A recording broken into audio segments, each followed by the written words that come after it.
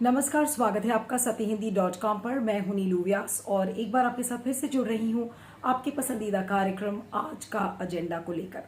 आपने अक्सर लोगों को ये कहते हुए सुना है कि पत्रकारिता आज के ज़माने में बहुत निचले स्तर पर चली गई है।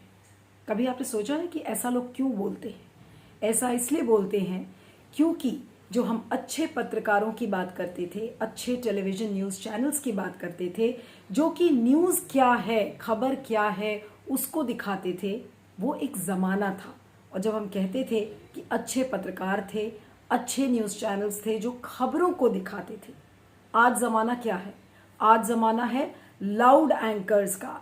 एंकर क्या बोल रहा है वो मायने नहीं रखता, लेकिन कितनी तेज़ी से वो चीखता है वो ज़्यादा बड़ी बात होती है। और उसी के दम पर पूरा मीडिया कवरेज किया जाता है। पिछले साल अगर आपको याद हो तो सुशांत सिंह राजपूत जो बॉलीवुड एक्टर है, उसकी जब मृत्यु हुई तो उस केस को जिस तरीके से मीडिया ने पेश करके दिखाया है, और जितने भी जर्नलिज्म स्कूल्स हैं आज जहां पर पत्रकारिता पढ़ाई जाती है छात्रों को, तो उन छात्रों को ये कहा जाता है कि साल 2020 में जिस तरीके से मीडिया ने सुशांत सिंह राजपूत के मृत्यु की कवरेज की थी, वो एक टेक्स्ट बुक एग्जाम्पल है कि जो चीज़ें पत्रकारिता में नहीं करनी चाहिए वो सारी चीज़ें न्यूज़ मीडिया ने पिछले साल की थी। और आपको याद दिला दें कि 2020 का वो साल था जब महामारी की शुरुआत हुई थी, बाढ़ आई थी, साइक्लोन आया था, हमारी जो आर्थिक व्यवस्था है यानी कि इकोनॉमी बिल्कुल फिसल चुकी थी। लेकिन मीडिया ने ये चीज़ें नहीं दिखाई जिस तरीके से उन्हें दिखाना चाहिए था। लेकिन क्या दिखाया?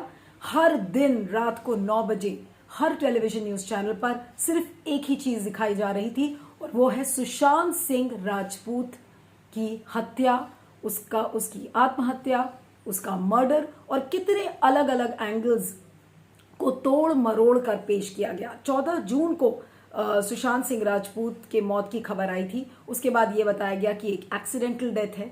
उसके बाद ये कहा गया कि नहीं, सुइसाइड है। उसके बाद कई टीवी चैनल्स ने सुशांत सिंह राजपूत की डेड बॉडी दिखा दी। कुछ टीवी चैनल्स ने, यहाँ पर मैं नाम नहीं लेना चाहती हूँ, कुछ टीवी चैनल्स ने उनके बेडरूम को रिक्रिएट किया ताकि ये दिखा सकें कि बेडरूम के किस कोने में हत्या हो सकती है। सिर्फ इतना ही नहीं, सारी हदें, सारी लक्ष्मण रेखाएं मीडिया के न्यूज़ चैनल्स ने इसको क्रॉस कर दिया था। सारी हदें पार कर दी गई थी, जिसे आप कहते हैं कि ये चीज़ पत्रकारिता में नहीं करनी चाहिए, वो सारी चीज़ें न्यूज़ चैनल्स ने की थी। आपको मैंने बताया कि उनकी डेड बॉडी को दिखाया गया। इसके बाद जो मेडिकल प्रिस्क्रिप्शंस थे सुशांत सिंह राजपूत के, जो कि कहा जाता है कि एक बहुत ही प्राइवेट डॉक्यूमेंट है, क्योंकि वो आपका एक रिश्ता होता है आपके डॉक्टर के साथ। आप क्या दवाई खाते हैं, किस डॉक्टर के पास जाते हैं, वो आपकी एक निजी जिंदगी है। लेकिन नहीं, सुशांत सिंह राजपूत को ये बताया गया कि वो बाइपोलर डिसऑर्डर का मरीज है, वो दवाइयाँ क्या लेता था, वो सारा कुछ मीडिया के न्यूज़ चैनल्स ने दिखाया। यहाँ तक कि वूडू डॉल्स और ग्राफिक्स के जरिए स्कल बनाया गया, ये दिखाने के लिए कि देखिए सुशांत सिंह राजपूत के ऊपर काला जादू करती थी रिया चक्रवर्ती। और ये सारी चीजें कहकर एक इतना बड़ा फेक कैंपेन क्रिएट करने की न्यूज़ मीडिया ने कोशिश की। क्यों? क्योंकि सारी चीजें यहाँ पर टीआरपी से जुड़ी हुई थी।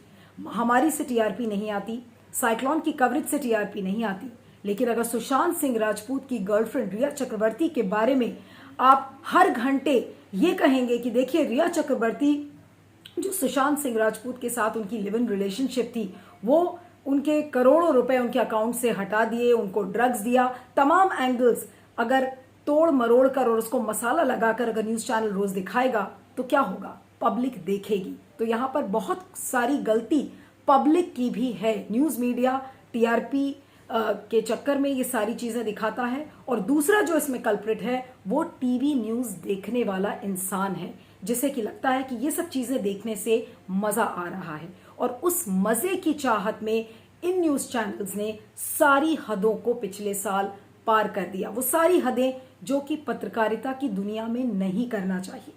अब जब अति हो गई तो फिर क्या हुआ? अति होने के बाद लॉयर्स, एक्टिविस्ट, एनजीओज सब ने पिटीशन फाइल किया और बॉम्बे हाई कोर्ट ने दिसंबर के महीने में कुछ कड़े ऑब्जर्वेशंस दिए, लेकिन उन्होंने न्यूज़ चैनल्स के खिलाफ एक्शन नहीं लिया। और यहाँ पर अब मैं उन न्यूज़ चैनल्स का नाम लूंगी क्योंकि वो बॉम्बे हाई कोर्ट के जज जो ऑब्जर्वेशन था उसमें उन्होंने नाम लेकर कहा है कि जो रिपब्लिक टीवी और टाइम्स नाउ की कवरेज थी वो बहुत ही ज़्यादा कंटेम्पचुअस थी, यानी कि बहुत ही असम्मानजनक, कि बिल्कुल disrespectful, it was in a bad taste. इस तरीके से बॉम्बे हाई कोर्ट ने क्लियरली कहा है। हालांकि उन्होंने इन न्यूज़ चैनल्स के खिलाफ एक्शन नहीं लिया, लेकिन उन्होंने साथ में ये कहा कि जो पत्रकारिता के नॉर्म्स हैं उनको वायलेट किया है, उसका उल्लंघन किया है। साथ में केंद्र सरकार की आईएनबी मिनिस्ट्री यानी कि सूचना और प्रसारण मंत्रालय को भी आड़े हाथों लिया और उसमें यह कहा कि सेंटर अगर देख रहा था, अगर आईएनबी मिनिस्ट्री इस बात को देख रही थी कि हर रात को न्यूज़ चैनल्स इस तरीके की जो स्पाइसी कवरेज है वो कर रहे हैं, तो इसमें केंद्र सरकार के आईएनबी मिनिस्ट्री की जिम्मेदारी बनती थी कि वो कोई ना कोई ऐसी गाइडलाइंस निकालते जिससे कि जिन केसेस में क्रिमिनल इन्वेस्टिगेशन चल रहा है उसकी कम से कम रिपोर्टिंग न्यूज़ मीडिया जिम्मेदारी से करे। लेकिन यहाँ पर केंद्र सरकार ने भी अपनी उन जिम्मेदारियों को नहीं निभाया। अब रही बात, अगर केंद्र ने अपनी जिम्मेदारी नहीं निभाई, मीडिया चैनल्स ने अपनी जिम्मेदारी नहीं निभाई, तो फिर आता है हमारा न्यूट्रल प्लेटफॉर्म, जिसको लेकर तमाम न्यूज़ चैनल्स ये कहते हैं कि नहीं देखिए हम तो सेल्फ रेगुलेशन कर रहे हैं, हमारी सेल्फ रेगुलेटरी बॉडीज़ हैं जो हम सारे नियमों को ध्यान में रखकर करते हैं। यहाँ पर अर्नब गोस्वामी का मैं ज़रूर नाम लूंगी कि जब सुशांत राजपूत की कवरेज को लेकर बहुत सारे सवाल खड़े हो रहे थे, और ये उसी बीच की बातें हैं जिस समय टाइम्स नाउ के कवरेज की और रिपब्लिक टीवी के कवरेज की बहुत ज़्यादा आलोचना हो रही थी। उस समय रिपब्लिक टीवी के संपादक अर्नब गोस्वामी ने ऑप इंडिया को एक इंटरव्यू दिया था, और उस इंटरव्यू की एक लाइन मैं आपको बताना चाहती हूँ। उस लाइन में जब रिपोर्टर ने उनसे पूछा कि आपकी इतनी आलोचना हो रही है, आपका चैनल इस तरीके की कवरेज क्यों कर रहा है, तो ध्यान से सुनिए अर्नब गोस्वामी ने क्या कहा, और वो लाइन मैं अब आपके लिए पढ़ना चाहूंगी, सुनिएगा ध्यान से। अर्नब गोस्वामी ने कहा, I pushed, I pressurised, I connected the dots, यानी कि हमने पुश किया, सारी चीजों को प्रेशराइज करके इन चीजों को हमने दिखाया है। फिर रिपोर्टर उनसे पूछता है अर्नब गोस्वामी से कि आपको नहीं लग रहा कि आप मीडिया ट्रायल कर रहे हैं, तो रिपब्लिक टीवी के संपादक का जवाब सुनिए, if I have done media trial then I am happy that I have done a media trial. तो ये है जिम्मेदार पत्रकार, जिम्मेदार संपादक, जिनकी ऐसा लग रहा है कि आत्मा बिक चुकी है, क्योंकि उन्होंने हर तरीके से कॉम्प्रोमाइज कर लिया है। क्यों? क्योंकि वो एक एजेंडा के तहत जर्नलिज्म करना चाहते हैं। एक पुराना समय था, प्राचीन काल का समय था, जब हम जर्नलिज्म में एथिक्स की बात, नैतिकता की बात, स्टैंडर्ड्स की बात करते थे, लेकिन आज वो स्टैंडर्ड्स कोई भी न्यूज़ चैनल फॉलो नहीं करता। और रही बात सेल्फ रेगुलेशन की, तो सेल्फ रेगुलेशन का जो फॉर्मूला है वो बिल्कुल फेल हो चुका है। और फेल इसलिए क्योंकि न इसमें प्रेस काउंसिल ऑफ इंडिया, न न्यूज़ ब्रॉडकास्टर्स एसोसिएशन, उन्होंने चिट्ठी जरूर लिखी। यहाँ पर प्रेस काउंसिल ऑफ इंडिया ने एक बीच में चिट्ठी जरूर लिखी थी और कहा था कि आपकी जो पूरी कवरेज है वो नॉर्म्स और एथिक्स के हिसाब से होनी चाहिए, विक्टिम को प्रेशराइज ना किया जाए। विक्टिम यहाँ पर रिया चक्रवर्ती को था और उनके बारे में बहुत सारी बातें उजागर ना की जाए। लेकिन कहने से क्या होता है, कौन सा न्यूज़ चैनल यहाँ पर प्रेस काउंसिल ऑफ इंडिया की बातें सुन रहा है या फॉलो कर रहा है? अगर आपको ध्यान हो तो ये जो पूरी कवरेज थी इसकी शुरुआत कहाँ से हुई? शुरुआत में हमने ये कहा कि सुशांत सिंह राजपूत की एक्सीडेंटल डेथ है। एक्सीडेंटल डेथ के बाद ये कहा गया कि नहीं वो तो मर्डर है। मर्डर के बाद ये कहा गया कि देखिए बॉलीवुड की दुनिया में नेपोटिज्म बहुत होता है, और जिस जिस तरीके से नैरेटिव चेंज हो रहा था उसी तरीके से पैरेलली सोशल मीडिया भी अपने नैरेटिव को बदल रहा था, अपने हैशटैग्स को बदल रहा था। तो जब नेपोटिज्म की बात आई तो आई सपोर्ट कंगना रनौत जैसे हैशटैग्स उठकर खड़े हो गए। से I want justice for Sushant Singh Rajput, ये भी एक हैशटैग बहुत पॉपुलर हुआ। नेपोटिज्म के बाद ड्रग्स का एंगल आ गया और नारकोटिक्स कंट्रोल ब्यूरो ने अंत में रिया चक्रवर्ती को अरेस्ट कर लिया। अरेस्ट करने के बाद क्या हुआ? आपको ध्यान है किस तरीके की कवरेज हुई थी?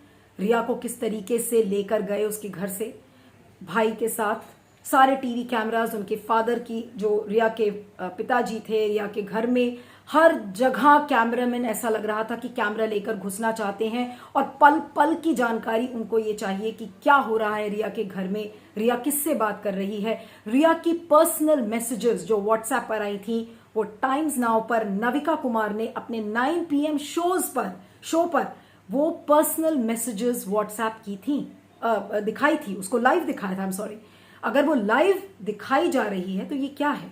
ये राइट टू प्रिवेसी का उल्लंघन नहीं है तो और क्या है?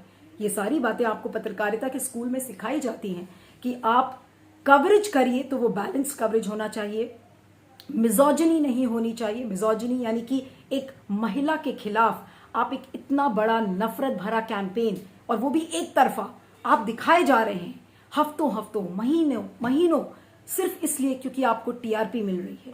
तो टीआरपी की भूख, टीआरपी की लालच ने आज ऐसा लग रहा है कि इस पत्रकारिता को बिल्कुल खत्म कर दिया है और कोई इस पर बोलने वाला नहीं है। केंद्र सरकार चुप, एडिटर्स बिके हुए, उनके पास रीढ़ नहीं है इस चीज को बोलने के लिए कि उनकी आत्मा कहां है, और उनको सपोर्ट करती है और कोई नहीं बल्कि बीजेपी की आईटी सेल। अगर आपको सारे हैशटैग्स याद हुआ, एक एक करके मैं आपको, मुझे ध्यान आ रहा है कि मैं आपको बताऊं कि किस तरीके से हैशटैग कैंपेन्स को क्रिएट किया गया और उनको मीडिया में दिखाया गया। आज क्या मीडिया का रोल है हैशटैग्स को दिखाना? क्या मीडिया का ये रोल है कि वो हैशटैग्स को सपोर्ट करे? इसे आप क्या कहेंगे? इसे आप एक तरफा कैंपेन जो कि मैलिशियस है, किसी को नुकसान पहुंचाने के हद से किया जा रहा है, ये सारी चीजें शो करता है। हाँ, इस मामले में मीडिया की भूमिका जो है वो बहुत ही खराब रही है पिछले 1 साल में, और इसलिए भी खराब रही है कि बिना किसी सबूत के, बिना किसी जांच पड़ताल के मीडिया ने तरह तरह से कुछ लोगों को अपराधी घोषित कर दिया और उनके खिलाफ अभियान चलाया बाकायदा करके। तो ये मीडिया के ऊपर मीडिया ट्रायल का आरोप लगता रहा है, बहुत दिनों से लगता रहा है, लेकिन सुशांत सिंह राजपूत के मामले में ये कुछ ज्यादा ही हो गया था, जहां पर कि रिया चक्रवर्ती समेत कुछ और लोगों को एकदम जो है हत्यारा और अपराधी इस प्रकार से आपने निष्कर्ष निकाल दिया। आप जांच एजेंसी बन गए, आप अदालत बन गए। तो ये जो है, ये मीडिया को आत्मनिरीक्षण की जरूरत है कि उसने कितने परिवारों को एक प्रकार से दुख दिया है। केवल दुख नहीं दिया, उनको बहुत पीड़ा दी है, और वो पीड़ा जो है वो सुशांत सिंह राजपूत का जो परिवार है उसके परिवार के लोगों को मिली है, और जो रिया चक्रवर्ती और दूसरे लोग हैं जिनके ऊपर इस तरह का आरोप लगा उनको भी मिली है। तो इस मामले में वास्तव में मीडिया संगठनों को और जो सेल्फ रेगुलेटरी बॉडीज हैं, मीडिया की कंपनियों का तो जो दोष है तो है ही है, लेकिन जो मीडिया की सेल्फ रेगुलेटरी बॉडीज हैं, जैसे प्रेस काउंसिल हो, चाहे आपका न्यूज ब्रॉडकास्टिंग स्टैंडर्ड अथॉरिटी हो, इन सब की भूमिका जो है वो ऐसे सही नहीं रही, और एक तरह से पैसिव रही भूमिका इनकी। इन्होंने कुछ किया नहीं, इनको हस्तक्षेप करना चाहिए था कि क्या हो रहा है। और जबकि सोशल मीडिया पर तमाम तरह की आलोचना लगातार हो रही थी मीडिया की भूमिका को लेकर के, तब भी इस तरह की संस्थाओं ने कुछ ज्यादा हस्तक्षेप नहीं किया। ये बड़ी खराब बात है। लेकिन क्या पत्रकारिता में उन सबकों को सीखा है? आज कहाँ है अर्नब गोस्वामी, कहाँ है सुधीर चौधरी, कहाँ है नविका कुमार? पिछले साल सुशांत सिंह राजपूत का केस था, एंड आई कैन बेट कि अगर आज सुशांत सिंह राजपूत जैसा बॉलीवुड में अगर कोई दूसरा केस आता है, या फिर किसी और ग्लैमरस दुनिया से आपको कोई ऐसा केस मिल जाता है, आज यही मीडिया चैनल्स, फिर से नाम लूंगी, टाइम्स नाउ, रिपब्लिक टीवी, जी टीवी, ये सारे तमाम चैनल्स हैं जिनका ना कोई आचरण है, ना कोई चरित्र है, और ये फिर से टीआरपी की भूख की वजह से इसी तरीके की कवरेज करेंगे। ना इनके एडिटर्स इनको क्वेश्चन करेंगे। और आपको यहां पर मुझे याद आया रिपोर्टर से कि टाइम्स नाउ का, I am sorry, Republic TV का एक रिपोर्टर था जितेंद्र सिंह सोडी, जिसने कि जिस समय सुशांत सिंह राजपूत की कवरेज चल रही थी तो उस लड़के ने इस्तीफा दिया, और इस्तीफा देने के बाद उसने न्यूज लॉन्ड्री से बात की थी, और उस न्यूज लॉन्ड्री की इंटरव्यू में उसने क्या कहा? उसने कहा कि मुझे नहीं लग रहा था कि हम पत्रकारिता कर रहे थे, हमारे हाथ में तो एक बंदूक दे दी गई थी, और वो बंदूक क्या थी? बंदूक थी माइक्रोफोन, यानी कि माइक देकर आपको बोल दिया गया कि जाओ भाई मैदान में और जो चीज मिल सके आप लेकर आओ, और वो नयापन उसमें होना चाहिए, सच्चाई नहीं।